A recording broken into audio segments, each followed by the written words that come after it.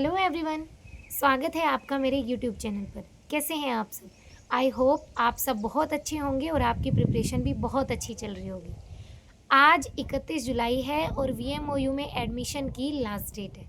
बहुत सारे क्वेश्चंस हैं, बहुत सारी क्वेरीज हैं कि वीएमओयू में डीएलआईएस के लिए एक फुल वीडियो लेकर आओ, जिसमें डीएलआईएस एन और डीएलआईएस ओएल में डिफरेंस बताया जाए। डीएलआईएस एन और डीएलआईएस ओएल में से कौन सा बेस्ट है, और सबसे इम्पोर्टेंट बात ये कि मैंने भी वीएमओयू से डीएलआईएस की है, उसके बाद में मैंने बीएलआईएस भी की है, तो मुझे ज़्यादा अच्छे से पता है कि वीएमओयू में डीएलआईएस कैसे होती है, क्या क्या करना पड़ेगा, क्या क्या पढ़ने से आपके प्रैक्टिकल पेपर निकल जाएंगे, क्या प्रैक्टिकल कैंप ज्वाइन किया था मैंने, क्या मैंने प्रैक्टिकल के लिए अलग से पढ़ाई की थी।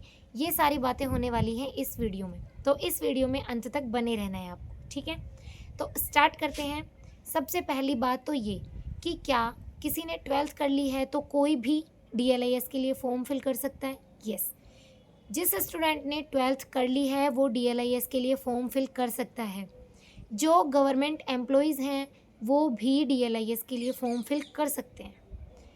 ये डीएलआईएस एन का मतलब है नॉन कॉलेजिएट और डीएलआईएस ओएल का मतलब है ऑनलाइन लर्निंग। ऑनलाइन लर्निंग में और नॉन कॉलेजिएट में दोनों में ही रेगुलर जैसा कोई कॉन्सेप्ट नहीं होता, यानी कि आप गवर्नमेंट एम्प्लॉय हैं तो भी आपको कोई इशू नहीं है कि आप नहीं कर सकते, या फिर आप कहीं से रेगुलर डिग्री कर रहे हैं तो भी आप कर सकते हैं, क्योंकि ये तो ऑनलाइन प्रोग्राम है।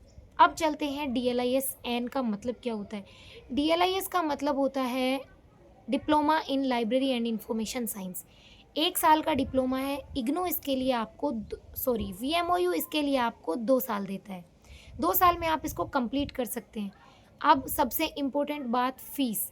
इसकी फ़ीस है 4500 रुपये, और आपने इसका फॉर्म फिल कर दिया है या फिर आप करने वाले हैं। चूँकि मैंने भी वीएमओयू से डीएलआईएस किया था। जब मैंने डीएलआईएस किया था 2023 में, उस टाइम जो वीएमओयू था उसमें डीएलआईएस के लिए सेमेस्टर सिस्टम नहीं था। उसमें सिर्फ जनवरी में फॉर्म फिल किए थे, सितंबर में उसके लिए प्रैक्टिकल कैंप हुआ था, उसके बाद में एग्ज़ाम हुए थे और बस ख़त्म, ये काम था। अब इसमें कर दिया है सेमेस्टर सिस्टम। अब आप ध्यान से सुनना, डीएलआईएस एन और डीएलआईएस ओएल में क्या फ़र्क है। ओएल का मतलब है ऑनलाइन लर्निंग। चूँकि डीएलआईएस में असाइनमेंट सबमिट नहीं होते हैं, इसलिए एन और ओएल दोनों में ही असाइनमेंट नहीं बनाने आपको। अब असाइनमेंट नहीं बनाने तो क्या प्रोसेस रहेगा? प्रोसेस यही रहेगा कि जो डीएलआईएस ओएल है उसमें आप ऑनलाइन दोगे, उसमें जो क्लासेस होंगी आपके लिए वो भी ऑनलाइन होंगी, जो एग्ज़ाम होगा वो भी आप ऑनलाइन दे सकते हैं। लेकिन जो डीएलआईएस एन है उसमें क्या होगा, डीएलआईएस एन और ओएल दोनों के लिए ही बेस्ट ये होगा कि जब आप एग्ज़ाम फॉर्म फिल करने जा रहे हो तो कोशिश करो कि डीएलआईएस एन चूज़ करो।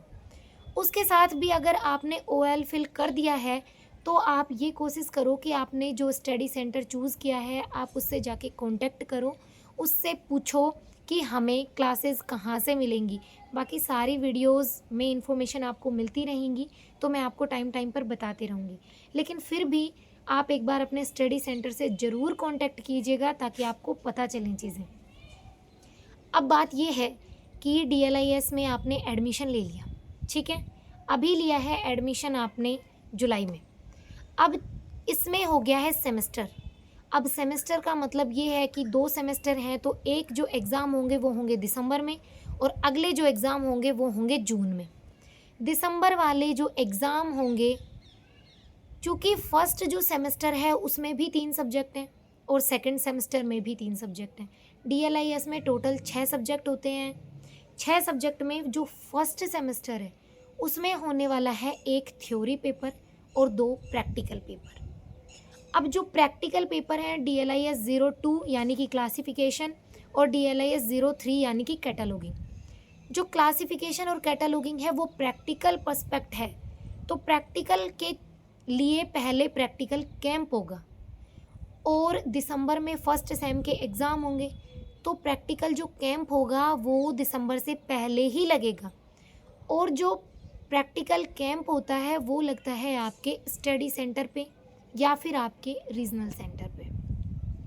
रीजनल सेंटर ये डिसाइड करेगा कि जो आपका प्रैक्टिकल कैंप है वो कहाँ होगा, किस कॉलेज में होगा, किस स्कूल में होगा। जब मैंने DLIS किया था तो रीजनल सेंटर जयपुर है, तो रीजनल सेंटर जयपुर ने ही मानसरोवर में एक स्कूल थी, उसमें प्रैक्टिकल कैंप दिए थे हमें 10 दिन के लिए। उस प्रैक्टिकल कैंप में 75% अटेंडेंस कंपलसरी है। 10 दिन के कैंप में 8 दिन तो आपको जाना ही होगा।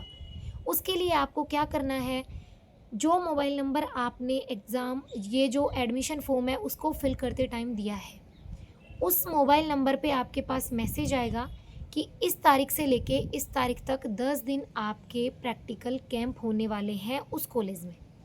तो आपको वहाँ पे जाना है, वहाँ पे जाके आपको टीचर्स से बात करनी है, आपको वो प्रैक्टिकल कैंप अटेंड करना है। क्योंकि बहुत सारे स्टूडेंट हैं जो गवर्नमेंट एम्प्लॉय भी होंगे और बहुत सारे ऐसे हैं जो प्रिपरेशन भी कर रहे हैं, तो उन्हें ये दिक्कत आएगी कि क्या हमें 10 दिन रुकना ही होगा। तो ये बात पूर्ण तरीके से डिपेंड करती है आपके उस कॉलेज पे, आपके उस स्कूल पे।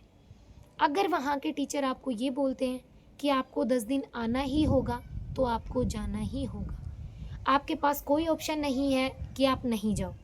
अगर आप प्रैक्टिकल कैंप ज्वाइन नहीं करोगे तो आप प्रैक्टिकल पेपर भी नहीं दे पाओगे। वहाँ पे एक परफॉर्मा होता है जिसमें आपका नाम लिखा होता है, आपके रोल नंबर होते हैं, उसमें हर 10 दिन के अलग अलग डे के अलग अलग सिग्नेचर होते हैं आपके। आज आप गए, आज के सिग्नेचर, कल के सिग्नेचर, ऐसे करके 10 दिन के 8 दिन के सिग्नेचर होना कंपलसरी है उसमें। तो आप अपने स्टडी सेंटर पे जाके ही बात करेंगे जहाँ पे आपके प्रैक्टिकल कैंप आएंगे। बहुत सारे स्टूडेंट ऐसे हैं जो बहुत ज़्यादा उतावलापन होता है जिसमें कि हमने अभी एग्ज़ाम ये जो एडमिशन है वो ले लिया, अब आप हमें जल्दी जल्दी बता दो सारी चीज़ें कैसे क्या होगा। तो कैसे क्या होगा का मतलब ये है कि आपने अभी एडमिशन लिया है ना, इसका मतलब ये है कि आपके मोबाइल पे जब मैसेज आएगा तब आपको उस कॉलेज में जाना है, 10 दिन का कैंप ज्वाइन करना है, सीधी सी बात है। उसके अलावा एक है थ्योरी पेपर। तो थ्योरी पेपर पढ़ना है आपको बुक से, क्योंकि आप सभी को पता है VMOU हिंदी में ही DLIS करवाता है और हिंदी में ही BLIS। तो किसी भी स्टूडेंट को ऐसा कोई इशू नहीं होगा कि हमें समझ में नहीं आ रहा, आपको उसी किताब से पढ़ना है और उसी से जाके पेपर दे के आना है। अब 02 और 03 प्रैक्टिकल कैंप की बात, तो प्रैक्टिकल कैंप की बात ऐसी है कि वहाँ पे जो टीचर आपको पढ़ाने आएंगे वो बहुत अच्छे से पढ़ाते हैं, क्लासिफिकेशन भी और कैटलॉगिंग भी। क्योंकि ये प्रैक्टिकल है पूरा, तो आपको पूरा कोलन क्लासिफिकेशन, DDC की बुक सबसे बहुत अच्छे से पढ़ाया जाएगा। कैटलॉग कार्ड कैसे बनाते हैं आपको ये भी सिखाया जाएगा। अगर आप 10 दिन का कैंप अटेंड करोगे तो आपको सारी चीज़ें बहुत अच्छे से आएंगी और आपका जो प्रैक्टिकल पेपर है वो भी निकल जाएगा। वरना फिर यही सुनने को मिलेगा कि पेपर नहीं निकला, ये DLIS सिर्फ कहने में ही आसान होता है। बाकी ऐसे बहुत सारे स्टूडेंट हैं जिनके DLIS के प्रैक्टिकल पेपर नहीं निकलते हैं। तो प्रैक्टिकल कैंप ज्वाइन करना ही है। अब उसके बाद चलते हैं इस बात पे कि सेमेस्टर 1 हो जाता है कंप्लीट। दिसंबर में इसके प्रैक्टिकल पेपर होंगे और दिसंबर में थ्योरी पेपर होंगे और इसके लिए प्रैक्टिकल कैंप लगेगा दिसंबर से पहले। Semester 1 complete, then semester 2। Semester 2 के जो एग्ज़ाम होंगे वो होंगे जून में। जून में उसके 3 थ्योरी पेपर ही बचेंगे प्रैक्टिकल के बाद में, तो वो तीनों थ्योरी पेपर तब होंगे। इसका रिज़ल्ट आएगा आपका जुलाई में। ये है DLIS की पूरी प्रोसेस। तो अगर आपको ऐसा लग रहा है, इसके साथ एक और बात कि DLIS की जो छात्रवृत्ति है वो आ जाएगी क्या? छात्रवृत्ति जैसे ही आपका एडमिशन कंफर्म हो जाएगा और आपके पास रोल नंबर आ जाएंगे तब आप फॉर्म फिल करके आ सकते हो बालिका दूरस्थ शिक्षा योजना के तहत, जिसमें गर्ल्स की ही छात्रवृत्ति आएगी, लड़कों के लिए कोई छात्रवृत्ति नहीं है। तो ऐसे करके और आपका होगा DLIS कंप्लीट। अब बहुत सारी बातें हैं कि DLIS के जो प्रैक्टिकल पेपर हैं उसको पास करने के लिए ऑप्शन, वो सारी चीज़ें भी बताई जाएंगी आपको। लेकिन अभी के लिए इतना कि DLIS N और DLIS OL में अगर बेस्ट देखा जाए तो DLIS N चूज़ करना। एक और बात, DLIS OL में भी कोई फ़र्क नहीं है। DLIS OL के लिए भी बस उसमें इतना है कि आपको बुक्स नहीं मिलेंगी, आपको सॉफ्ट कॉपी मिलेगी। सॉफ्ट कॉपी से आप पढ़ोगे, उसके साथ में जो प्रैक्टिकल की क्लासेस होंगी, जो प्रैक्टिकल कैंप होगा, वो आपको ऑनलाइन मिलेगा। बस ऑनलाइन आपको मिल जाएंगी वो क्लासेस, वहाँ से आप देख सकते हो। और जो एग्ज़ाम होंगे वो आपको एग्ज़ाम सेंटर पे जाके ही देने होंगे, प्रैक्टिकल भी और एग्ज़ाम्स भी। इसलिए कोशिश करो कि DLIS एन में एडमिशन लो। गवर्नमेंट एम्प्लॉय भी दे सकता है। उसके साथ में DLIS का एक बेस्ट बेनिफिट ये है कि DLIS के साथ अगर आपने ग्रेजुएशन कर रखी है तो आप ग्रेड 2 के लिए भी एलिजिबल हो। एक और सवाल कि आपने कैसे पास किया था। DLIS का जो कैंप था 10 दिन का, मेरा जो कैंप था वो जयपुर लगा था, तो मैं भी 10 दिन तक जयपुर ही रही थी। चूँकि मैं पहले जयपुर ही रहती थी और मैं अभी भी जयपुर रहती हूँ, तो मुझे दिक्कत नहीं हुई। लेकिन अगर ऐसा है कि आप कहीं भी रहते हो तो 10 दिन के लिए आपको वहाँ पर स्टे करना ही होगा और वो पढ़ना ही होगा। उसके बाद में भी बहुत सारी चीज़ें हैं, कहाँ से क्या पढ़ना है, कोई टेंशन नहीं है। सिर्फ वो बुक्स पढ़ लेना, प्रैक्टिकल कंप्लीट हो जाएंगे, निकल जाएंगे आसानी से। ये थी DLIS एन और DLIS OL के बारे में सारी जानकारी। अब हम मिलते हैं नेक्स्ट वीडियो में नेक्स्ट क्वेरी के साथ। तब तक के लिए सभी को जय श्री श्याम, राधे राधे।